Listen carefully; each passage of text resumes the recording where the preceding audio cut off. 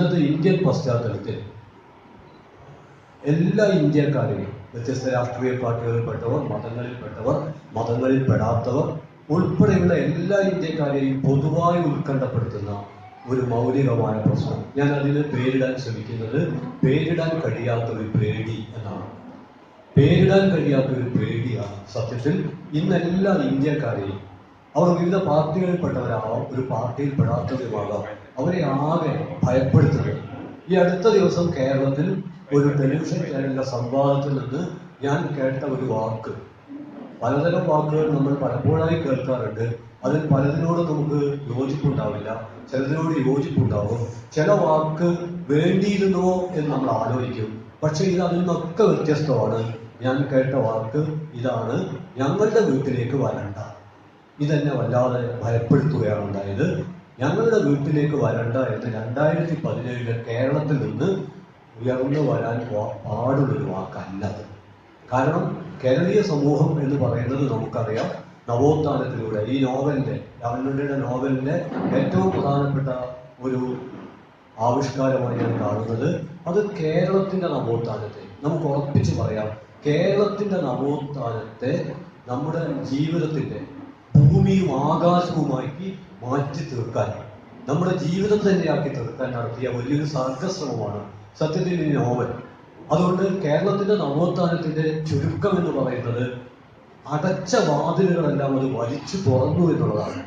അടച്ച വാതിൽ എന്ന് നമ്മൾ പറയുമ്പോൾ നമുക്ക് പരിചിതമുള്ള അടച്ച വാതിലുകളല്ല, നമുക്ക് പോലും അപരിചിതമായ നമ്മുടെ അകത്തുള്ള വാതിലുകൾ അത് വലിച്ചു തുറന്നു. അങ്ങനെ ആ വാതിൽ വലിച്ചു തുറന്ന ഏതോ ഒരു ചരിത്ര സന്ദർഭത്തിലായിരിക്കണം മലയാളത്തിന്റെ അതുല്യ പ്രതിഭ വൈക്കം മുഹമ്മദ് ബഷീർ വെളിച്ചത്തിന് എന്തൊരു വെളിച്ചം എന്ന് വിസ്മയപ്പെട്ടത്. ആ വെളിച്ചത്തിന് എന്തൊരു വെളിച്ചം എന്ന വിസ്മയപ്പെടലാണ് ഈ നോവലിലാകെ നമ്മൾ അനുഭവിക്കുന്നത്. അതുകൊണ്ട് ഞാൻ പറഞ്ഞു വരുന്നത്, കാണുന്നതും കാണാത്തതുമായ വാതിലുകളെല്ലാം വലിച്ചു തുറന്ന് വിനിമയത്തിന്റെ, സംവാദത്തിന്റെ ഒരു ലോകം വികസിപ്പിച്ച കേരളീയ സമൂഹത്തിൽ ഒരിക്കലും ഉച്ചരിക്കപ്പെടാൻ പാടില്ലാത്ത ഒരു വാക്കാണ് ഞങ്ങളുടെ വീട്ടിലേക്ക് വരണ്ട. എന്താവശ്യത്തിനാണെങ്കിലും ഞങ്ങളുടെ വീട്ടിലേക്ക് ആർക്കും വരാമെന്നാണ് മലയാളി സമൂഹം പറയാതെ പറഞ്ഞുകൊണ്ടിരിക്കുന്നത്. അത്തരം ഒരു പശ്ചാത്തലത്തിലാണ് ഞങ്ങളുടെ വീട്ടിലേക്ക് വരണ്ട. അതൊരു അഭിപ്രായത്തിന്റെ അവതരണമല്ല, അതെല്ലാ അഭിപ്രായങ്ങളെയും അസാധ്യമാക്കുന്ന ഭീകരമായ ഒരലർച്ചയാണ്. അതെന്നെ പേടിപ്പിക്കുന്നു. എല്ലാ ജനാധിപത്യവാദികളെയും പേടിപ്പിക്കേണ്ടതാണ്. നമുക്കറിയാം, നമ്മുടെ കേരളീയ സമൂഹത്തിൽ വിവിധ രാഷ്ട്രീയ പാർട്ടികളിൽപ്പെട്ടവർ സംഭാവന ധരിപ്പിക്കാൻ, ആശയങ്ങൾ അവതരിപ്പിക്കാൻ വിവിധ വീടുകളിൽ, ഇത് ഞങ്ങളുടെ പാർട്ടിയുടെ വീടാണോ എന്ന് നോക്കിയിട്ടല്ല, പാർട്ടി ഏതാണെന്ന് നോക്കാറില്ല, ജാതി ഏതാണെന്ന് നോക്കാറില്ല, മതം ഏതാണെന്ന് നോക്കാറില്ല, എല്ലാ വീടുകളിലേക്കും കയറി ചെല്ലുന്നു. അതിന് നമുക്ക് സ്വാതന്ത്ര്യമുണ്ട്. ഞങ്ങൾ വരട്ടെ എന്ന് ചോദിക്കേണ്ട ആവശ്യമില്ല കേരളത്തിൽ. കാരണം കേരളീയ സമൂഹത്തിൽ ഒരു മഹാസൗഹൃദത്തിന് ഒരു ലോകം കേരളീയ സമൂഹം വികസിപ്പിച്ചിട്ടുണ്ട്. അങ്ങനെ വികസിപ്പിച്ച സൗഹൃദത്തിന്റെ കഴുത്തിനേറ്റ വെട്ടാണ് ഞങ്ങളുടെ വീട്ടിലേക്ക് വരണ്ട. ഞാൻ സൂചിപ്പിക്കുന്നത്, ഒരാൾക്ക് ബോധ്യപ്പെട്ട ഒരു കാര്യം തീർച്ചയായും അയാളുടെ ബന്ധുക്കളെയും സുഹൃത്തുക്കളെയും അയാളെ പോലുള്ള മറ്റു മനുഷ്യരെയും അറിയിക്കേണ്ടത് അയാളുടെ വിശ്വാസം, അയാളുടെ ബോധ്യം ആഴത്തിൽ സത്യസന്ധമാണെങ്കിൽ സ്വാഭാവികമായ നമ്മുടെ ഒരു ഉത്തരവാദിത്തമാണ്. ആ ഉത്തരവാദിത്തം ഒരാൾ ഒഴിഞ്ഞു നിൽക്കുന്നുണ്ടെങ്കിൽ അതിന്റെ അർത്ഥം അയാളുടെ വിശ്വാസത്തിൽ എന്തോ ഒരു ഒളിച്ചുകളിയുണ്ട് എന്ന് മാത്രമാണ്. സ്വന്തം ബോധ്യങ്ങളിൽ ഒളിച്ചുകളിയില്ലാത്ത ഏതൊരാളെ സംബന്ധിച്ചിടത്തോളം ബന്ധുവിനും സുഹൃത്തിനും തന്നെ പോലുള്ള മറ്റു മനുഷ്യർക്കും അത് അറിയിക്കേണ്ട ഉത്തരവാദിത്വമുണ്ട്. അത് സാമൂഹ്യ സാംസ്കാരിക രംഗത്ത് നിരന്തരം നടന്നുകൊണ്ടിരിക്കുകയാണ്. ദൈവത്തിന്റെ പുസ്തകം നമ്മൾ ചർച്ച ചെയ്യുന്നത് തന്നെ സത്യത്തിൽ ഈ ഒരു ഉത്തരവാദിത്വത്തിന്റെ ഭാഗമായിട്ടാണ്. അങ്ങനെയാണെങ്കിൽ അത്തരം പ്രവർത്തനങ്ങൾ ഏർപ്പെട്ടവരോട് യോജിക്കാം, വിയോജിക്കാം. അതിനപ്പുറത്ത് വീട്ടിലേക്ക് വരണ്ട എന്ന് പറയാൻ അവകാശമുണ്ടോ? നമുക്ക് ചോദിക്കാം, എന്റെ വീടല്ലേ എന്ന് നമുക്ക് ചോദിക്കാവുന്നതാണ്. പക്ഷെ ആരാണ് ഈ ഞാൻ എന്നുകൂടി നാം ഒരു പക്ഷേ ആഴത്തിൽ ആലോചിക്കേണ്ടി വരും. അങ്ങനെ ആലോചിച്ചാൽ നമുക്ക് മനസ്സിലാവും. പ്രത്തോൾഡ് പത്ത് പറയുന്നുണ്ട്, ജീവികൾക്കൊക്കെയും വേണമല്ലോ മറ്റു ജീവികളുടെ സഹായം. മനുഷ്യന് മനുഷ്യന്റെ സഹായം മാത്രമല്ല, മനുഷ്യന് ഈ പ്രകൃതിയുടെ എല്ലാറ്റിന്റെയും ചവിട്ടി നിൽക്കുന്ന മണ്ണ്, തലക്കുമുകളിൽ ആകാശം, തഴുകി കടന്നു പോകുന്ന കാറ്റ്, എന്തിനോ വേണ്ടി വിരിയുന്ന പൂക്കൾ ഒക്കെ നമ്മുടെ ജീവിതത്തിന്റെ ഭാഗമാണ്. അതുകൊണ്ട് മനുഷ്യനും തമ്മിലുള്ള ഒരു നേർബന്ധത്തിൽ മാത്രമല്ല ജീവിതം നിവർന്നു നിൽക്കുന്നത്, മറിച്ച് നമുക്കറിയാത്ത നിരവധി തരത്തിലുള്ള ബന്ധങ്ങളുടെ ഒരു സാഗല്യമാണ്. ആ അർത്ഥത്തിൽ ഞാൻ സൂചിപ്പിക്കാൻ ശ്രമിക്കുന്നത് ഈ ബന്ധരോഗത്തിനെതിരെയുള്ള ഒരു യുദ്ധപ്രഖ്യാപനമാണ് എന്റെ വീട്ടിലേക്ക് വരണ്ട എന്ന അലർച്ച. ഞാൻ അതിനെ പേരിടാനാവാത്തൊരു പേടിയായിട്ടാണ്, പേടിയോടെ സ്വയം ഉൾക്കൊള്ളുന്നത്. അത്തരം ഒരവസ്ഥയിൽ നിന്ന് എങ്ങനെ പുറത്തു കടക്കാം? അതിന് പല വഴികളുണ്ട്. അതിലൊരു വഴി രാമനുണ്ണിയുടെ ദൈവത്തിന്റെ പുസ്തകം തുറന്ന് മനസ്സറിഞ്ഞ് വായിച്ചാൽ മതി. എന്നാൽ ഒരു പ്രതിരോധമായി തീരും. ആ അർത്ഥത്തിൽ അപൂർവങ്ങളിൽ അപൂർവമായ ഒരു സൗഹൃദ കൂട്ടായ്മ മാത്രമല്ല ഇത്, വളരെ സൗമ്യമാണെങ്കിലും സ്ഫോടനാത്മകമായ ഒരു സമരത്തിന്റെ കെട്ടുതീരാത്ത തീ ഞങ്ങളിൽ ഉണ്ട് എന്ന തിരിച്ചറിവ് കൂടിയാണ് ഈ കൂട്ടായ്മ എന്ന് ഞാൻ വിചാരിക്കുന്നു. കാരണം അസഹിഷ്ണുതക്കെതിരെ ബദൽ സഹിഷ്ണുതയല്ല, മഹാസൗഹൃദമാണ്. അസഹിഷ്ണുതക്കെതിരെ സൗഹൃദം എന്നതാണ് ജനാധിപത്യം മുന്നോട്ട് വെക്കേണ്ട മുദ്രാവാക്യം. ആ മുദ്രാവാക്യമാണ് ഈ പുസ്തകം മുന്നോട്ട് വെക്കുന്നത്. ഇതാണ് ആമുഖമായിട്ട് പറയാനുള്ള ഒരു പ്രധാനപ്പെട്ട കാര്യം. രണ്ടാമത്തെ കാര്യം, ഇവിടെ അധ്യക്ഷ പ്രസംഗത്തിലും അല്ലെങ്കിൽ എല്ലാ പ്രസംഗങ്ങളിലും, പ്രസംഗിക്കാത്ത പ്രസംഗങ്ങളിലും എല്ലാം ഇന്ത്യക്കാർ ഇപ്പോൾ പറഞ്ഞുകൊണ്ടിരിക്കുന്ന ഏറ്റവും പ്രധാനപ്പെട്ട കാര്യം, അല്ലെങ്കിൽ നിർബന്ധമായും നിരന്തരം പറയേണ്ട ഒരു കാര്യം വൈവിധ്യത്തെ കുറിച്ച് തന്നെയാണ്, ബഹുസ്വരതയെ കുറിച്ച് തന്നെയാണ്. കാരണം വൈവിധ്യം എന്ന് പറയുന്നത്, ബഹുസ്വരത എന്ന് പറയുന്നത് നമ്മുടെ അസ്തിത്വത്തിന്റെ തന്നെ ഒരു ആവിഷ്കാരമാണ്. മറ്റൊരർത്ഥത്തിൽ പറഞ്ഞാൽ ശാരീരികമായി, മാനസികമായി, മസ്തിഷ്കപരമായി, സാമൂഹ്യമായി, ഭൂമിശാസ്ത്രപരമായി, ജനിതകപരമായി വൈവിധ്യം ഉള്ളതുകൊണ്ടാണ് നമ്മുടെ ജീവിതത്തിൽ ഇത്രയേറെ, ഒരുപക്ഷെ നമുക്ക് വേലി കെട്ടി, മതില് കെട്ടി, ഏതെങ്കിലും തരത്തിലുള്ള കൃത്രിമ ഏകത്വം ഉണ്ടാക്കിയെടുക്കാൻ കഴിയാത്ത വിധത്തിൽ നമ്മുടെ ജീവിതം ഇത്രമേൽ വ്യത്യസ്തമായിരിക്കുന്ന, അതാണ് അതിന്റെ മനോഹാരിത. തോറോ പറയുന്നുണ്ട്, ഒരാൾക്ക് എത്രത്തോളം വ്യത്യസ്തമാകാൻ കഴിയുമോ അത്രത്തോളം വ്യത്യസ്തമാകുന്നതാണ് ജീവിതത്തിന്റെ ഏറ്റവും വലിയ അഭിമാനം, ആഹ്ലാദം എന്ന് പറയുന്നുണ്ട്. നമ്മൾ കൃത്രിമമായിട്ട് വ്യത്യസ്തമാവില്ല. നിങ്ങൾ ആലോചിച്ച് നോക്കൂ, നമുക്ക് ആലോചിക്കാവുന്നതാണ് കടുത്ത ഉഷ്ണമുള്ള ഒരു ഭൂപ്രദേശത്തിലെ മനുഷ്യൻ, കടുത്ത തണുപ്പുള്ള ഒരു ഭൂപ്രദേശത്തിലെ മനുഷ്യൻ, അവരുടെയൊക്കെ ജീവിതത്തിന്റെ ആവിഷ്കാരം അവരുടെ ഭൂപ്രകൃതിയുമായി ബന്ധപ്പെട്ട് വരുമ്പോൾ അതിന് വ്യത്യാസം ഉണ്ടാവും.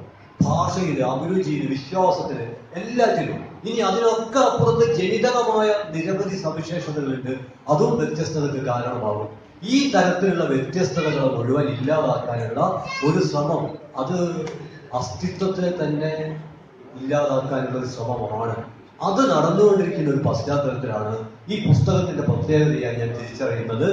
ഒറ്റ വാചകത്തിൽ പറഞ്ഞാൽ ഇത് ദൈവശാസ്ത്രത്തെ, തിയോളജിയെ ഈസ്തെറ്റിക്സ് ആയിട്ട്, സൗന്ദര്യശാസ്ത്രമായിട്ട് വികസിപ്പിക്കുകയാണ്.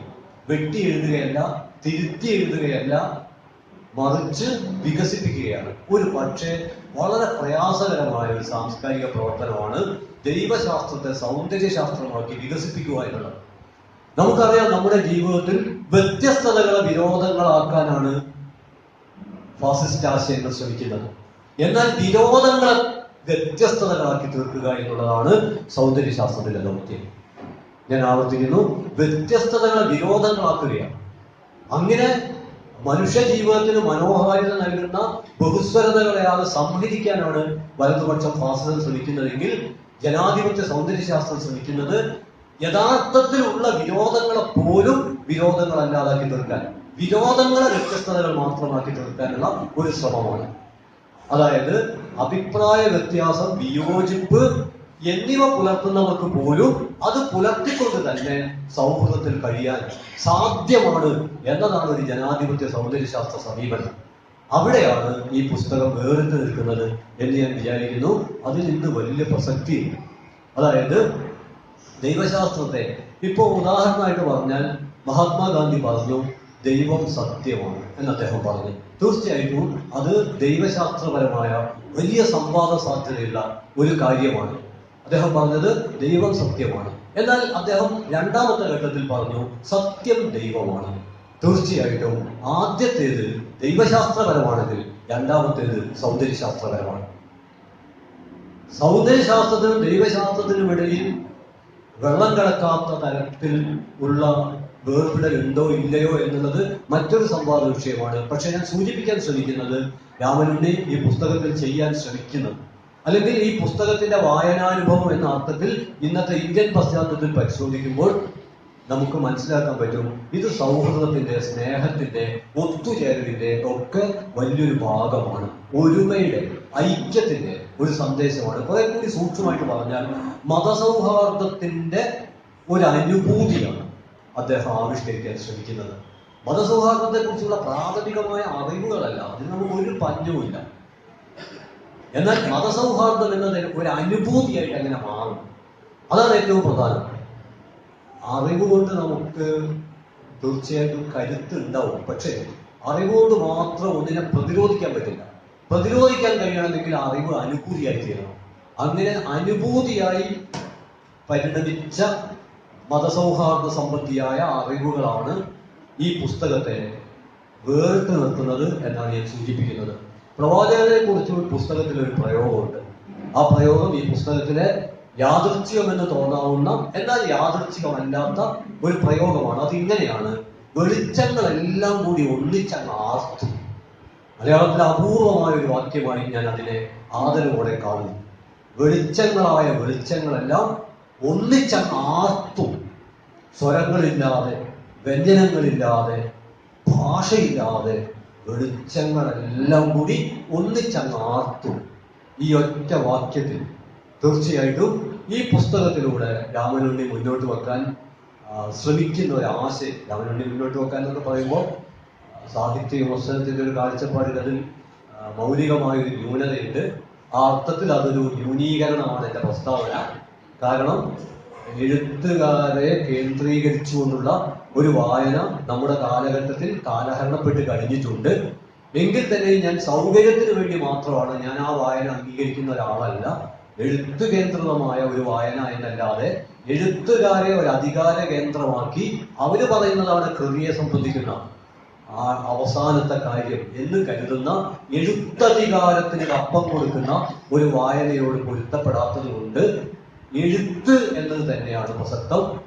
ആ എഴുത്തിൽ ഒരു ഇഴയായി, ഒരു പാഠമായി എഴുതുന്നവർ തീർച്ചയായിട്ടും സന്നിഹിതമാണ്. അതിനപ്പുറത്ത് ചരിത്രമാണ്, ഇരമ്പുന്ന ചരിത്രമാണ്. അതുകൊണ്ട് സൗകര്യത്തിന് വേണ്ടി മാത്രമാണ് എഴുതിയ ആൾ എന്ന നിലക്ക് നമ്മുടെ പ്രിയപ്പെട്ട രാമനുണ്ണിയുടെ പേര് പറയുന്നത്. എഴുത്തതിൽ നിന്നും വ്യത്യസ്തമായി പുതിയ മാനങ്ങളുള്ള, ഓരോ ചരിത്രഘട്ടത്തിലും വായിക്കുമ്പോൾ അതിന്റെ അനുരണനങ്ങൾ അടങ്ങിയിട്ടുള്ള ഒന്നാണ് എഴുത്ത്. എഴുത്ത് അതിനപ്പുറമാണ്. അതവിടെ നിൽക്കട്ടെ. ഞാൻ പറഞ്ഞു വന്നൊരു പ്രശ്നം ഇതാണ്: വെളിച്ചത്തിന്റെ, സൗഹൃദത്തിന്റെ, സ്നേഹത്തിന്റെ, ഐക്യത്തിന്റെ ഒക്കെ ഒരു ലോകമാണ് സാധാരണ ഇന്നത്തെ ഇന്ത്യൻ അവസ്ഥയെ കുറിച്ച് ആലോചിക്കുമ്പോൾ ഞാൻ കേരളത്തിലെ ഒരു യുവകവിയുടെ, പ്രശസ്തനായ ഒരു യുവകവിയുടെ ഒരു കവിതയിൽ രണ്ടുപേരും ഞാൻ ഓർക്കുകയാണ്. അതിൽ ഇങ്ങനെ പറയുന്നുണ്ട്: പേടിയാവുന്നു, ആരും പേടിപ്പിച്ചിട്ടല്ല; ആദി പെരുകുന്നു, ആരും ആക്രമിച്ചിട്ടല്ല; വാതിലുകൾ അടച്ചവരാണ്, പുറംലോകങ്ങളിൽ മേയാറില്ല; എന്നും സഹകരിച്ചിട്ടേയുള്ളൂ, എന്നിട്ടും എന്തോ വല്ലാത്ത പേടിയാവുന്നു. നമ്മുടെയൊക്കെ പറഞ്ഞതിന്റെ ആധാറുമായി ബന്ധിപ്പിക്കണം എന്ന് പറഞ്ഞാൽ നമ്മൾ ക്യൂ നിൽക്കും, എന്തിനും ക്യൂ നിൽക്കും, എന്തും അനുസരിച്ചിട്ടേ ഉള്ളൂ, എന്നിട്ടും വല്ലാതെ പേടിയാവുന്നു എന്ന് നമ്മുടെ കവിതകളിൽ, നമ്മുടെ സംഭാഷണങ്ങളിൽ, നമ്മുടെ മൗനങ്ങളിൽ, ഒരുപക്ഷെ നമ്മുടെ നാട്ടിൽ ഇപ്പോൾ പലരും നടത്തുന്ന സംഭാഷണങ്ങൾ സ്വയം സെൻസർ ചെയ്തുകൊണ്ടാണ് എന്ന് അല്പം ആലോചിച്ചാൽ മനസ്സിലാവും.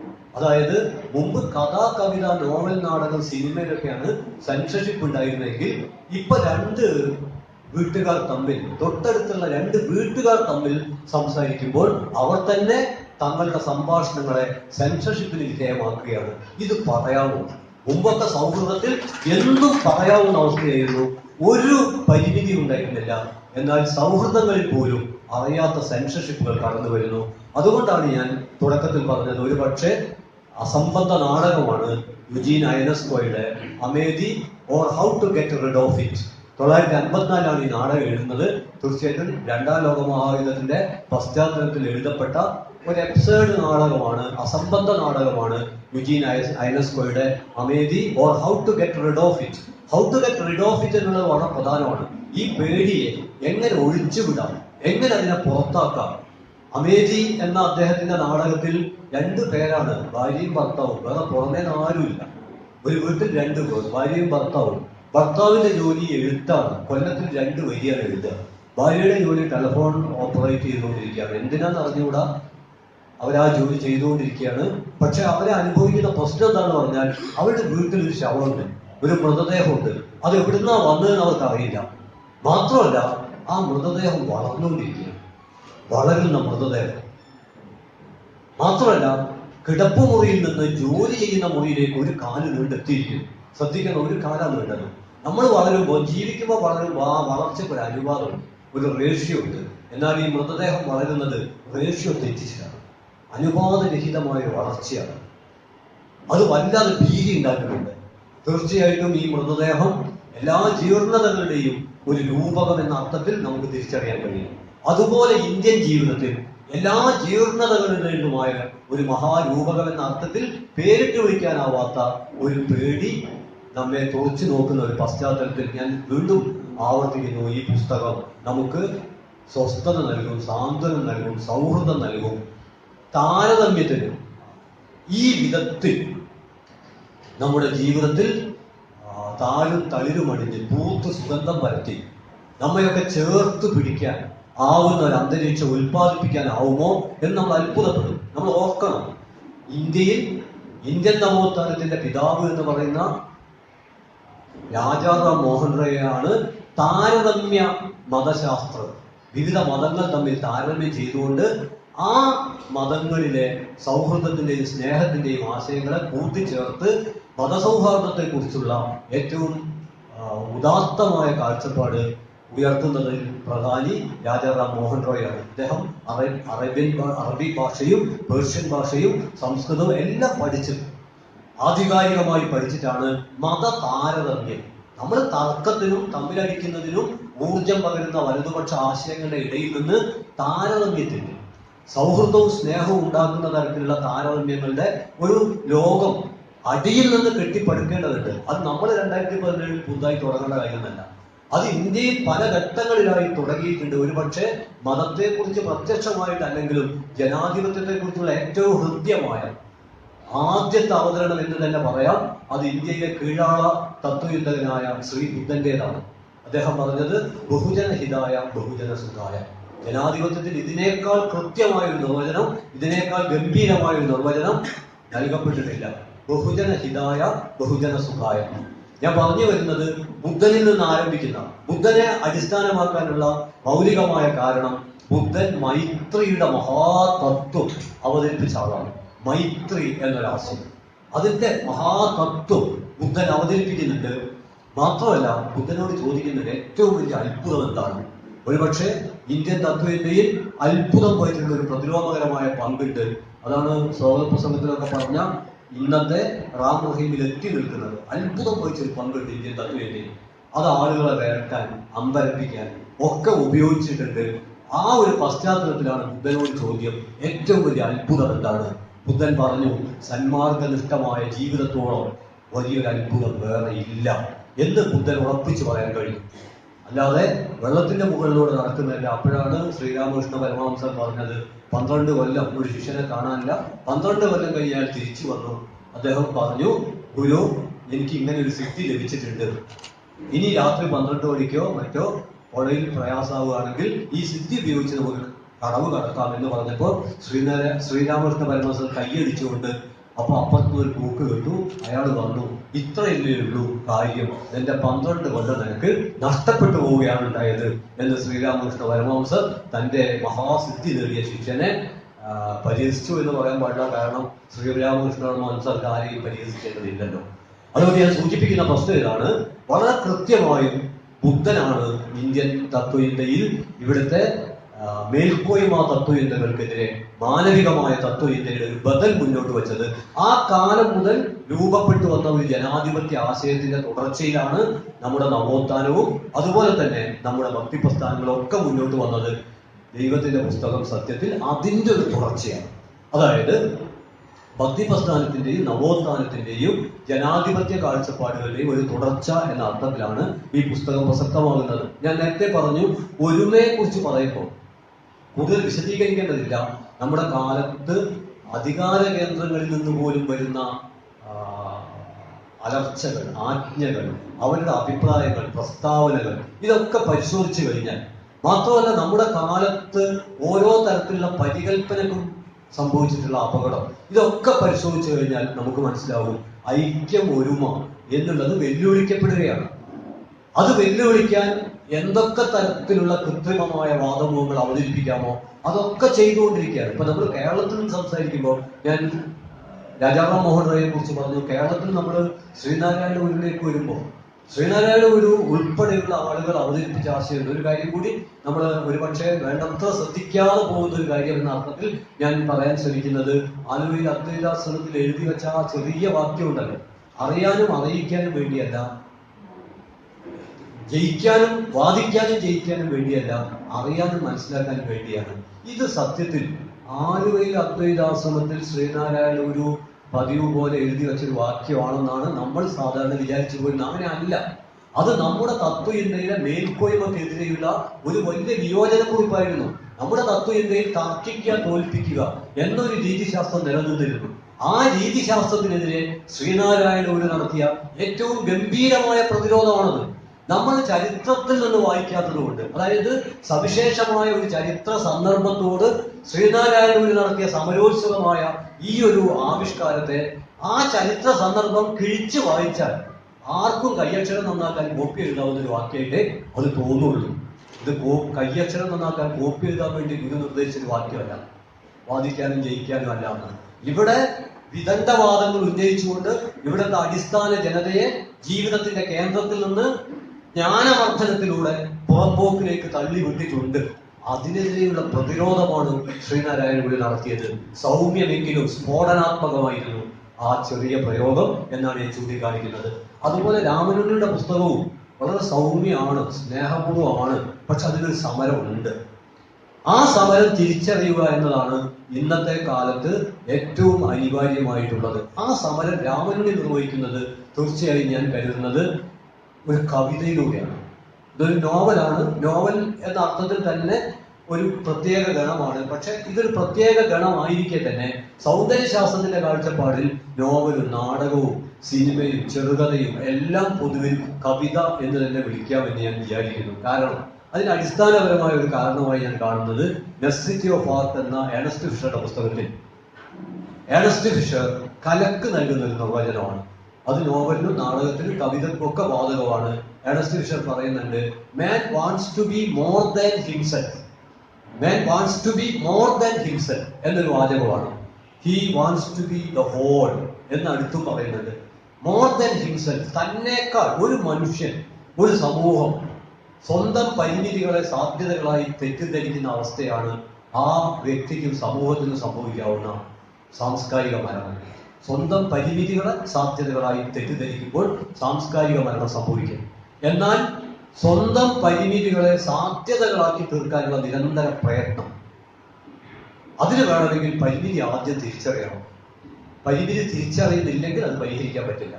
ഇന്ന് നമ്മുടെ പരിമിതി എന്താണ് എന്ന് തിരിച്ചറിയുകയാണ് ഈ നോവൽ ആദ്യം ചെയ്യുന്നത്. അത് ചെയ്തു കഴിഞ്ഞാൽ, പരിമിതികൾ തിരിച്ചറിഞ്ഞു കഴിഞ്ഞാൽ സാധ്യതകളിലേക്ക് കടക്കാനുള്ള ഒരു വാതിൽ തുറക്കപ്പെടും. ആ വാതിലിലൂടെ നടന്നു പോവുക, അല്ലെങ്കിൽ നമ്മൾ അപ്പുറത്തേക്ക് എത്തുക, അതിവർത്തനം ഈ നോവലിൽ വരുന്ന പ്രധാനപ്പെട്ട ആശയം അതൊരു കവിയലാണ്. അതാണ് കവിത. നമ്മൾ നമ്മുടെ ചെറിയ ലോകങ്ങളിൽ നിന്ന് നമുക്ക് പേരിട്ട് വിളിക്കാനാവാത്ത മറ്റേതോ വലിയ ലോകങ്ങളിലേക്ക് കവിയുന്നതാണ്. അതാണ് കവിതയെങ്കിൽ ഇതിലെ പ്രതിരോധം കവിതയാണ്. ദൈവത്തിന്റെ പുസ്തകത്തിൽ പ്രതിരോധം കവിതയായി തീരുന്നു എന്നാണ് ഞാൻ ചൂണ്ടിക്കാണിക്കുന്നത്. കവിതയെ കുറിച്ച് പറയാവുന്ന ഏറ്റവും ഹൃദ്യമായ ഒരു വാക്യം ബോദ്ലെയറുടേതാണ്. ബോദ്ലെയർ പറയുന്നുണ്ട്, "An healthy man can go without food for 2 days, but not without poetry" എന്ന് ബോദ്ലെയർ പറയുന്നുണ്ട്. നല്ല ആരോഗ്യമുള്ള മനുഷ്യർക്ക് 2-3 ദിവസം ഭക്ഷണമില്ലാതെ ജീവിക്കാൻ പറ്റും, പക്ഷേ കവിതയില്ലാതെ ജീവിക്കാൻ പറ്റില്ല. ഇത് നമ്മൾ വിചാരിക്കും ഒരു അലങ്കാര പ്രയോഗമാണ്, അല്ലെങ്കിൽ കവിതയിൽ അഭിനമിച്ച ഒരാളുടെ അഭിലാഷമാണ് എന്ന് നമ്മൾ വിചാരിക്കുക. അങ്ങനെ അല്ല. ഏത് മനുഷ്യന്റെ ജീവിതം കുറിച്ച് നോക്കിയാലും മനുഷ്യരാരും വെറും വരണ്ട കാര്യങ്ങളിൽ മാത്രമായിട്ട് വേരിറക്കി ജീവിക്കാൻ പറ്റില്ല. നമ്മൾ പലതരം സങ്കല്പങ്ങളും സ്വപ്നങ്ങളും സൂക്ഷ്മമായി പരിശോധിച്ചാൽ അതിർത്തി ലംഘിക്കുന്നതാണ്. നിലനിൽക്കുന്ന അവസ്ഥയുടെ അധികാരം അതിരിട്ട ഒരു ചെറിയ ലോകത്തെ നമ്മൾ മുറിച്ചു കടക്കുന്നതാണ് പലപ്പോഴും സങ്കല്പങ്ങളിലും സ്വപ്നങ്ങളിലും ഉണ്ടാകുന്നത്. ആ അർത്ഥത്തിൽ നമ്മുടെ ജീവിതം എന്ന് പറയുന്നത് സത്യത്തിൽ എന്ന പോലെ സ്വപ്നത്തിലും സങ്കല്പത്തിലും ഒക്കെയാണ്. അതുകൊണ്ട് അതിർത്തിയുണ്ട് ജീവിതത്തിൽ, എന്നാൽ അതിർത്തിക്ക് അപ്പുറമുണ്ട്. ഈ അവസ്ഥയാണ് രാമനുണ്ണി ആവിഷ്കരിക്കുന്നത് ഞാൻ വിചാരിക്കുന്നു. അതിർത്തിയിൽ നിന്ന് അതിർത്തിക്ക് അപ്പുറത്തേക്കുള്ള ശ്രമമാണ് രാമനുണ്ണി നിർവഹിക്കുന്നത്. ഇന്നത്തെ ഇന്ത്യൻ അവസ്ഥയിൽ നിന്നാണ് ഇത് വായിക്കേണ്ടത് എന്ന് ഞാൻ വിചാരിക്കുന്നു. അപ്പോഴാണ് തീർച്ചയായിട്ടും രാമനുണ്ണിയോട് വിയോജിക്കുന്ന, പല കാര്യങ്ങളിൽ വിയോജിക്കുന്ന കാഴ്ചപ്പാട് ഉൾക്കൊള്ളുന്ന ഒരാളാണ് ഞാൻ. ഞങ്ങൾ നാട്ടുകാരായതുകൊണ്ടും ഇടക്കിടക്ക് ഇതുപോലെ സാംസ്കാരിക പ്രഭാഷണങ്ങളിലോ അല്ലാതെയും കാണുന്നതുകൊണ്ടും ഈ വിയോജിപ്പുകൾ പരസ്പരം പറഞ്ഞുകൊണ്ട് തന്നെ അവിടെയാണ് ഞാൻ സൂചിപ്പിക്കാൻ ശ്രമിക്കുന്നത്. വിയോജിപ്പുകൾ വിരോധങ്ങളാവാതെ വ്യത്യസ്തതകളായി വികസിക്കുന്ന ഒരു സൗന്ദര്യശാസ്ത്രത്തിന്റെ ഒരു സൂക്ഷ്മ മെക്കാനിസം, ബലതന്ത്രം മനുഷ്യബന്ധങ്ങളിൽ പ്രവർത്തിക്കുന്നുണ്ട്. മനുഷ്യബന്ധം നമ്മൾ വിചാരിക്കുന്നത് എല്ലാവരും യോജിച്ചാൽ ഉണ്ടാകുന്ന ഒന്നല്ല സൗഹൃദം. ഒരുപക്ഷെ അങ്ങനെ എല്ലാത്തിനും യോജിച്ചാൽ ഇല്ലാതായി പോകുമോ സൗഹൃദം എന്നുപോലും ഞാൻ ആശങ്കപ്പെടുന്നുണ്ട്. മറിച്ച് പലതരത്തിലുള്ള വ്യത്യസ്തതകളിലൂടെയാണ്. അത് മലയാളത്തിൽ ഏറ്റവും കൃത്യമായി അവതരിപ്പിച്ചത് ബഷീറാണ്. അത് എത്ര പറഞ്ഞാലും ശരിക്കില്ല എന്ന് ഞാൻ വിചാരിക്കുന്നു. എല്ലാ സാംസ്കാരിക പ്രവർത്തകരും നിരന്തരം പറയുന്നതും എഴുതുന്നതുമാണ്. ഞാനും നിരന്തരം പറയുന്നതും എഴുതുന്നതുമാണ്. ഈ ഇരിക്കുന്ന ആൾക്കാർക്ക് അതിനേക്കാൾ നന്നായിട്ട് അറിയുന്നതുമാണ്. എന്നാലും ഇന്നത്തെ ഇന്ത്യൻ പശ്ചാത്തലത്തിൽ നടന്നുകൊണ്ടിരിക്കുന്ന പല കാര്യങ്ങളും, ഒരിക്കൽ നടക്കാൻ പാടില്ലാത്ത പല കാര്യങ്ങളും നടന്നുകൊണ്ടിരിക്കുന്ന ഒരു കാലത്ത് വെറുതെ ബഷീറിന്റെ പ്രേമലേഖനത്തിൽ ആ ഒരു കാര്യം മാത്രം ഒന്ന് ഓർമ്മയിൽ വന്നാൽ, ഞാൻ പറഞ്ഞു വരുന്നത് കേശവൻ നായരും സാറാമ്മയും അത്രമേൽ പരസ്പരം ഇഷ്ടമാകിയാൽ ഒരുമിച്ച് ജീവിക്കാൻ തീരുമാനിച്ചു. പക്ഷെ നമ്മൾ സമ്മതിക്കില്ല. നിങ്ങൾ എത്രമേൽ ഇഷ്ടമായാലും ശരി, ഞങ്ങൾ സമ്മതിക്കില്ല എന്ന് പറഞ്ഞ് ഒലക്കെടുത്ത് നിൽക്കുക. നമുക്കെന്ത് കാര്യം എന്നാണ് ഞാൻ ചോദിക്കുന്നത്. അത്രമേൽ പരസ്പരം ഇഷ്ടമാകയാൽ ജാതിയുടെ മതത്തിന്റെ ഒക്കെ അതിർത്തിക്ക് അപ്പുറം നിന്ന് അവരങ്ങ് ആശ്ലേഷിക്കുകയാണ്. അങ്ങനെ ആശ്ലേഷിച്ചവർ അത്രയും അടുപ്പം. പക്ഷെ ആ അടുപ്പത്തിന്റെ അകത്തും നമ്മൾ ഈ പറയുന്ന ഏകമായ സാമ്യമായ കാര്യങ്ങൾ മാത്രമല്ല, വ്യത്യസ്തതകളുണ്ട്. അതാണ് അവര് ഒരു റെസ്റ്റോറന്റിൽ ചെന്നപ്പോൾ സംഭവിച്ചത്. കേശവൻ നായർ 2 ചായക്ക് പറഞ്ഞു. സാറാമ്മക്ക് ദേഷ്യം വന്നു. മലയാളത്തിൽ ഒട്ടുമിക്ക വാക്കും തെറിയാവും. ചായ ഒഴിച്ച് എന്നാണ് എൻ്റെ ഉത്തമ ബോധ്യം. അത് വെച്ച് ഞാൻ പലതവണ ആലോചിച്ച് നോക്കിയിട്ടുണ്ട്, തെറി ഉണ്ടാക്കാനുള്ള വഴിയുണ്ടോ എന്ന്. എനിക്ക് കഴിഞ്ഞിട്ടില്ല. കഴിവുള്ളവർക്കുള്ള നല്ല സാധ്യതയുണ്ട്.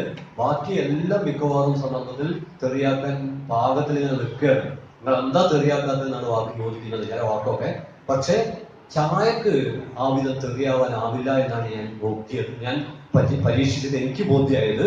അങ്ങനെയുള്ള 2 ചായ പറഞ്ഞപ്പോൾ എന്തിനാണ് സാറാമ്മക്ക് ദേഷ്യം വന്നത്? കുറച്ചു കഴിഞ്ഞപ്പോൾ കേശവൻ നായർ 2 കാപ്പി പറഞ്ഞു.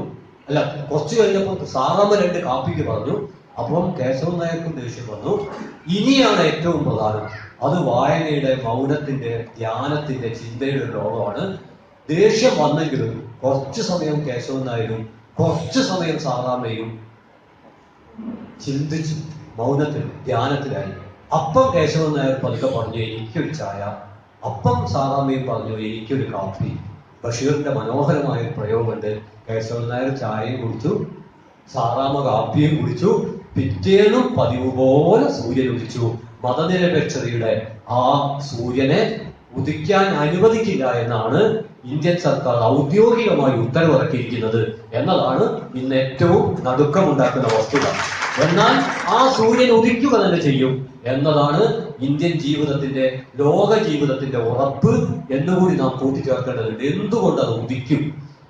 ഈ ആയുധശക്തി കൊണ്ടും അതുപോലെ തന്നെ ഭരണകൂടം നടത്തുന്ന നുണപ്രചാരണങ്ങൾ കൊണ്ടും. അത് വളരെയേറെ ഷോക്കിംഗ് ആയിട്ടൊരു കാര്യമാണ്. ഭരണകൂടത്തിന്റെ നേതൃത്വത്തിൽ തന്നെ പലതരത്തിലുള്ള നുണപ്രചാരണങ്ങൾ ഇന്ത്യയിലുടനീളം നടന്നുകൊണ്ടിരിക്കുകയാണ്. അപരവൽക്കരണം എന്നുള്ളത് ഇന്ത്യൻ സാമൂഹ്യ ജീവിതത്തിൽ കൃത്രിമമായിട്ട് അപരവൽക്കരണം. നമ്മൾ വ്യാവസായികമായിട്ട് പ്രതിസന്ധി അനുഭവിക്കുകയാണ്, കാർഷികമായിട്ട് പരിമിതി അനുഭവിക്കുകയാണ്, പക്ഷെ ഇവിടെ അപരവൽക്കരണം സർക്കാർ നേതൃത്വത്തിൽ വളർന്നുകൊണ്ടിരിക്കുകയാണ്. സർക്കാരിന്റെ ജോലി ഒരു ജനാധിപത്യ സമൂഹത്തിൽ വ്യത്യസ്തതകളുണ്ട്, എങ്കിലും അതിനെ ചേർത്ത് നിർത്തുക എന്നുള്ളതാണ്. വല്ല കാരണവശാലും അത് ചേരാതെ നിൽക്കുകയാണെങ്കിൽ അതിനെ ചേർക്കാനുള്ള വഴിയാണ് ഭരണകൂടം ആലോചിക്കേണ്ടത്. പക്ഷെ അത്ഭുതം, ഇന്ത്യയിൽ വളരെ കൃത്യമായും വേർതിരിക്കലിന്റെ ഒരു അന്തരീക്ഷമാണ്. ഒരു പക്ഷേ ഫാസിസത്തെ കുറിച്ച് പറയുമ്പോൾ ദിമിത്രോവ് രണ്ട് കാര്യങ്ങൾ ചൂണ്ടിക്കാണിക്കുന്നുണ്ട്. അത് രണ്ടും ഇന്ത്യയിൽ പ്രസക്തമാണെന്ന് ഞാൻ വിചാരിക്കുന്നു. ഇന്ത്യയിൽ നിലനിൽക്കുന്നത് 2014 ശേഷം കൃത്യമായും ഒരു നവഫാസിസ്റ്റ് ഭരണം തന്നെയാണ് എന്നാണ് ഞാൻ തിരിച്ചറിയുന്നത്.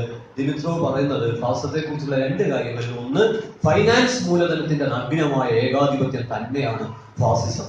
ധനമൂലധനം അത് ഒരു തരത്തിലുള്ള മാനവികതയെയും അനുവദിക്കുന്നില്ല. അതിന്റെ ദൈക്ഷണികമായ ചുരുക്കം ഇങ്ങനെ പറയാം: I shop therefore I am.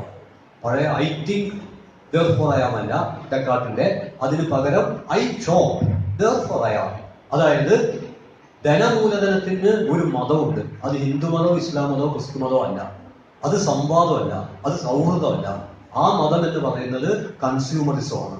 Consumerism എന്നത് മിനുസപ്പെട്ട ഒരു വാക്കാണ്. ശരിക്കും ഉപയോഗിക്കേണ്ട വാക്ക് മുമ്പ് കൃഷ്ണജീവൻ ഉപയോഗിച്ചൊരു വാക്കാണ് കോർപ്പറേറ്റ് കാനിബാലിസം. അതാണ് കൃത്യം വാക്ക്, കോർപ്പറേറ്റ് കാനിബാലിസം. അതായത് മാർക്കറ്റ് നമ്മളെ തിന്നുകൊണ്ടിരിക്കുകയാണ് ഇപ്പൊ ചെയ്യുന്നത്. അതിന്റെ വിശദാംശങ്ങളിലേക്ക് ഞാൻ കടക്കുന്നില്ല. എനിക്ക് എൻ്റെ നിർദ്ദേശിക്കപ്പെട്ട സമയം 30 മിനിറ്റാണ്. മറ്റ് വളരെ മൗലികമായ ഈ വിഷയത്തിന്റെ ഉള്ളിലേക്ക് ഇറങ്ങി ചെന്നുള്ള പ്രബന്ധങ്ങൾ എൻ്റെ സുഹൃത്തുക്കൾ അവതരിപ്പിക്കാനുണ്ട്. അവരുടെ സമയം ഞാൻ എടുക്കേണ്ട വേണ്ടത്, എൻ്റെ സമയം കൂടി അവർക്കിടയിൽ വീതിച്ചു നൽകുകയാണ് വേണ്ടത് എന്നുള്ളത് കൊണ്ട് എൻ്റെ സമയമായാൽ ഉടനെ ഒന്ന് എന്നെ കുത്തുകയോ പതുക്കെ തോണ്ടുകയോ ചെയ്യണം എന്ന് ഞാൻ വിനയപൂർവ്വം അഭ്യർത്ഥിക്കുകയാണ്. അപ്പോഴാണ് നമുക്ക് മനസ്സിലാവുക. ഈ പറച്ചിലിന് തീർച്ചയായിട്ടും എല്ലാ ആവിഷ്കാരങ്ങളും എന്ന പോലെ അതിൻ്റെ ഒരു ലഹരിയുണ്ട്. അപ്പൊ സ്വാഭാവികമായിട്ട് പറയുന്ന ആൾക്ക് ഈ കാര്യം വേണ്ടത്ര ആണോ? ഓക്കെ. അപ്പം ഇവിടെ നടക്കുന്ന ഈ ദൈവത്തിന്റെ പുസ്തകത്തെ കുറിച്ച് നടക്കുന്ന ഈ സംവാദത്തിൽ ഏറ്റവും പ്രധാനപ്പെട്ട ഒരു കാര്യം ഞാൻ സൂചിപ്പിക്കുന്നത് രണ്ട് കാര്യങ്ങളാണ്. ഒന്ന്, കോർപ്പറേറ്റ് കാനിബാലിസം എന്ന് പറയുന്ന ദിമിത്രോവ് പറഞ്ഞ ഫൈനാൻസ് മൂലധനത്തിന്റെ നഗ്നമായ ഏകാധിപത്യം ഇവിടെ നടക്കുന്നു. രണ്ടാമത്തേത് ദിമിത്രോവ് പറഞ്ഞത് പ്രതിലോമ ദേശീയതയുടെ ഏറ്റവും യുദ്ധോത്സുകമായ ഇടപെടലാണ്. അത് രണ്ടും ഇന്ത്യയിൽ നടക്കുന്നു. ഒരു വാചകം കൂടി അനുബന്ധമായി ചേർത്ത് ഞാൻ അവസാനിപ്പിക്കാം. അത് ലോകപ്രശസ്തനായ ഒരു ചിന്തകന്റെ വാക്കുകളാണ്. അയാൾ പറഞ്ഞു, അയാൾ ചോദിക്കുകയാണ്, ലോകത്തിലെ ഏറ്റവും ഭീകരമായ വാർത്ത ഏതാണ്? ലോകത്തിലെ ഏറ്റവും ഭീകരമായ വാർത്ത ഏതാണ്? എന്നിട്ട് അദ്ദേഹം പറയുന്നു, ബിസിനസ്സിന് ആത്മാവുണ്ട് എന്നുള്ളതാണ് ലോകത്തിലെ ഏറ്റവും ഭീകരമായ വാർത്ത. അതാണ് ധനമൂലധനത്തിന്റെ തത്വചിന്ത എന്ന് പറയുന്നത്. ആത്മാവുള്ള സ്വപ്നങ്ങളുള്ള മനുഷ്യരെ സ്വപ്നങ്ങളില്ലാത്ത, ഉണ്ടെങ്കിൽ തന്നെ അത് വിപണിയുടെ സ്വപ്നത്തിലേക്ക് വെട്ടിച്ചുരുക്കുന്ന ഒരു വികൃത ജീവിതമാക്കി മാറ്റുകയും അതേസമയം വ്യവസായത്തിന്, വാണിജ്യത്തിന്, ബിസിനസ്സിന്, കോർപ്പറേഷന് ആത്മാവ് നൽകുകയും ചെയ്യുന്ന ഏറ്റവും ഭീകരമായ ഒരവസ്ഥ. ഇത്തരം ഒരവസ്ഥക്കെതിരെയുള്ള പ്രതിരോധം എന്ന അർത്ഥത്തിലാണ് വായന, സംവാദം എന്നിവ പ്രസക്തമാകുന്നത്. ഈ പുസ്തകത്തിൽ കവിതയുണ്ട് എന്ന് ഞാൻ പറയുമ്പോൾ ഈ പുസ്തകത്തിൽ തന്നെ ഒരു വാക്യം സത്യത്തിൽ കണക്കിനപ്പുറത്തുള്ള, കണക്ക് പ്രസക്തം തന്നെയാണ്, പക്ഷെ കണക്കിൽ അവസാനിച്ചു പോകരുത്. കണക്കിനപ്പുറത്തേക്കുള്ള ഒരു കടക്കലുണ്ട്. അതാണ് ഈ പുസ്തകത്തിലെ കവിത. മാർക്സിന്റെ പ്രസിദ്ധമായ ഒരു പ്രയോഗം പറഞ്ഞുകൊണ്ട് അവസാനിപ്പിക്കുന്നു. അന്യന്റെ വാക്കുകൾ പോലും സംഗീതം പോലെ ആസ്വദിക്കുന്ന, അപരന്റെ സാന്നിധ്യം പോലും ആഹ്ലാദകരമായി അനുഭവപ്പെടുന്ന ഒരു കാലമാണ് തീർച്ചയായും അനിവാര്യം. മാർക്സ് തനിക്ക് ഏറ്റവും ഇഷ്ടപ്പെട്ട രണ്ട് വാക്കുകൾ പറഞ്ഞു. അതിലൊന്ന് നിഹിൽ ഹുമാനിയാമി അലീനം പൂട്ടോ, മറ്റത് ഡി ഒമിനിബസ് ഡുബിറ്റാൻഡ്. ഇത് രണ്ടും തീർച്ചയായിട്ടും നമ്മുടെ ആലോചനകളെ സജീവമാക്കട്ടെ എന്ന പ്രതീക്ഷയോടെ, പ്രത്യാശയോടെ, നിങ്ങളുടെ അനുവാദത്തോടെ, വളരെ ആഹ്ലാദത്തോടെ ഈ അപൂർവമായ സാംസ്കാരിക സൗഹൃദം ഉദ്ഘാടനം ചെയ്തതായി അറിയിക്കുന്നു. ഔപചാരികമായ ഉദ്ഘാടനം ഔപചാരികത നിലനിൽക്കുന്ന ഒരു കാലമായതുകൊണ്ടാണ്. എന്നാൽ ഔപചാരികൾ ഒലിച്ചു പോകുന്ന ഒരു കാലം കിനാവ് കണ്ടുകൊണ്ടാണ് ഈ ഔപചാരികളിൽ ഉൾപ്പെടുന്നത് എന്നുകൂടി പറഞ്ഞുകൊണ്ട് എന്റെ വാക്കുകൾ അവസാനിപ്പിക്കുന്നു. അഭിവാദം.